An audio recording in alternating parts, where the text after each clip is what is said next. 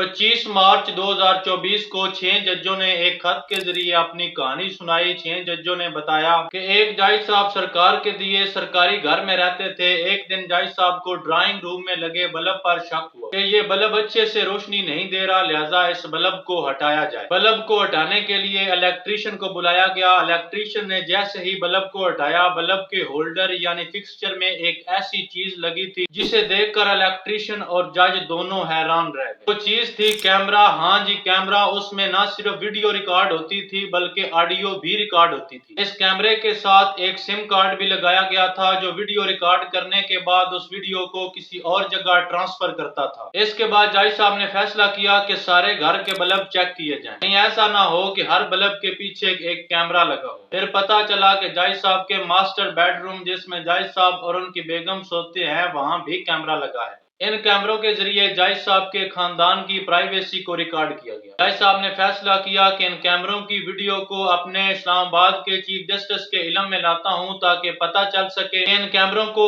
کس نے اور کیوں لگایا۔ مگر افسوس، جج صاحب کہتے ہیں کہ آج تک ذمہ داروں کا پتہ نہیں چل سکا۔ خط کے پوائنٹ 6 کی شق نمبر اے میں لکھا ہے کہ اسلام آباد ہائی کورٹ میں محمد ساجد نام کے بندے نے عمران خان نیازی کے خلاف ایک پٹیشن دائر کروائی تھی۔ بینچ کے 3 ججوں میں سے ایک جج کی رائے تھی کہ پٹیشن قابل سماعت ہے، لہذا اسے سنا جائے، جبکہ 2 ججز نے اختلاف کیا کہ پٹیشن کو نہ سنا جائے۔ جن 2 ججوں نے اختلاف کیا، ان 2 ججوں پر ایک خفیہ ایجنسی نے اتنا پریشر ڈالا کہ ایک جج صاحب کو ہائی بلڈ پریشر کی وجہ سے اسپتال میں داخل ہونا پڑا۔ جج صاحب نے اپنے اسلام آباد کے چیف جسٹس کو بتایا کہ اس طرح عدالتی معاملات میں مداخلت اور ججوں پر پریشر ڈالا جا رہا ہے۔ اس کی ذمہ دار ISI اسلام آباد کے چیف جسٹس نے ان ججوں کو بتایا کہ میری DG CISI سے بات ہو چکی ہے۔ انہوں نے مجھے یقین دلایا ہے کہ آج کے بعد کوئی بھی ISI کا افیسر آپ کے ججوں کو تنگ نہیں کرے گا۔ مگر جج صاحب نے کہا کہ عدالتی معاملات میں مداخلت کا کام قومی فریضہ سمجھ کر جاری و ساری رکھا گیا۔ شق نمبر B میں ایک جج نے بتایا کہ مئی 2023 کو خفیہ ایجنسی نے میرے بہنوئی کو اٹھا لیا۔ میرے بہنوئی کو بجلی کے جھٹکے لگائے گئے، اس کو مار پیٹ کے ذریعے مجبور کیا گیا کہ وہ میرے خلاف بیان ریکارڈ کروائے۔ پھر اس بیان کی بنیاد پر میرے خلاف سپریم جوڈیشل کونسل میں ایک کمپلین دائر کروائی گئی تاکہ جج کو نوکری سے ہٹایا جا سکے۔ یہ اسلام آباد ہائی کورٹ کے 6 جج تھے جن کو اس قسم کے دباؤ کا اور بلیک میلنگ کا سامنا کرنا پڑا۔ پھر ان 6 ججوں نے سوچا کہ اپنی ہائی کورٹ کے چیف جسٹس اس دباؤ کو رکوانے میں ناکام ہو گئے ہیں، لہذا انہوں نے فیصلہ کیا کہ اس وقت کے چیف جسٹس آف پاکستان سے ملاقات کی جائے اور ان کو بتایا جائے کہ ایک ادارہ عدالت سے اپنی مرضی کے فیصلے کروانے اور اپنی مرضی کے بینچ بنوانے کے لیے ججوں کو بلیک میل کرتا ہے۔ مگر 6 ججوں نے کہا کہ اس وقت کے چیف جسٹس آف پاکستان کو بتانے کا بھی کوئی فائدہ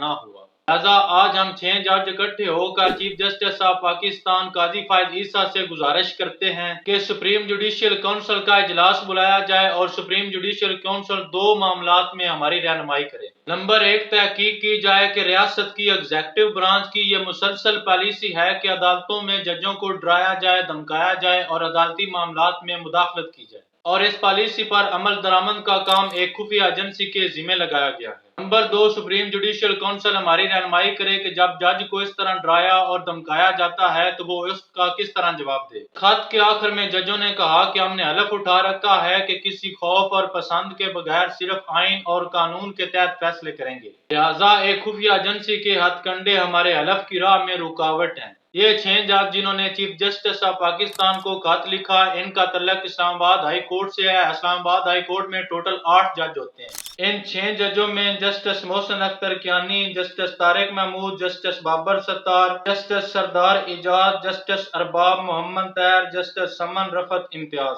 شامل ہیں۔ سپریم جوڈیشل کونسل کے 5 رکن ہوتے ہیں جن میں چیف جسٹس آف پاکستان اس کا چیئرمین ہوتا ہے۔ اس کے علاوہ 2 موسٹ سینئر سپریم کورٹ کے جج اور 2 موسٹ سینئر ہائی کورٹ کے ججز شامل ہیں، جن میں قاضی فائز عیسیٰ، منصور علی شاہ، منیب اختر، عامر فاروق اور محمد ابراہیم خان شامل ہیں۔ اس خط کی ٹائمنگ کے بارے میں ایک سوالیہ نشان ہے۔ اس ٹائمنگ کا ججوں نے خط میں بھی ذکر کیا ہے۔ انہوں نے کہا کہ خط لکھنے کی ہمیں ہمت اس وقت ہوئی جب ایک ہفتہ پہلے سپریم کورٹ نے جسٹس شوکت عزیز صدیقی کا ریٹائرڈ جج والا سٹیٹس بحال کیا۔ 2018 میں شوکت صدیقی کو سپریم جوڈیشل کونسل نے جج کے عہدے سے ہٹا دیا تھا، کیونکہ جسٹس صدیقی نے ایک تقریر میں کہا تھا کہ ISI اور اس کے DG فیض حمید عدالتی معاملات میں مداخلت کرتے ہیں۔ اس خط کے بعد کل 27 مارچ کو قاضی فائز عیسیٰ نے سپریم کورٹ کے 15 ججوں کا فل کورٹ اجلاس بلایا تھا۔ اجلاس میں غور کیا گیا کہ آرٹیکل 184(3) کے تحت کیا سپریم کورٹ اس پر سو موٹو نوٹس لے سکتی ہے، مگر اجلاس میں کوئی حتمی فیصلہ نہ ہوا اور اجلاس کو کل تک ملتوی کر دیا گیا۔ دراصل قانونی لحاظ سے مسئلہ یہ ہے، آرٹیکل 209 کے تحت سپریم جوڈیشل کونسل کا اجلاس صرف ججوں کے کوڈ آف کنڈکٹ پر بلایا جاتا ہے، جبکہ یہاں مسئلہ ایک خفیہ ایجنسی کے عدالتی معاملات میں انوالومنٹ کا ہے۔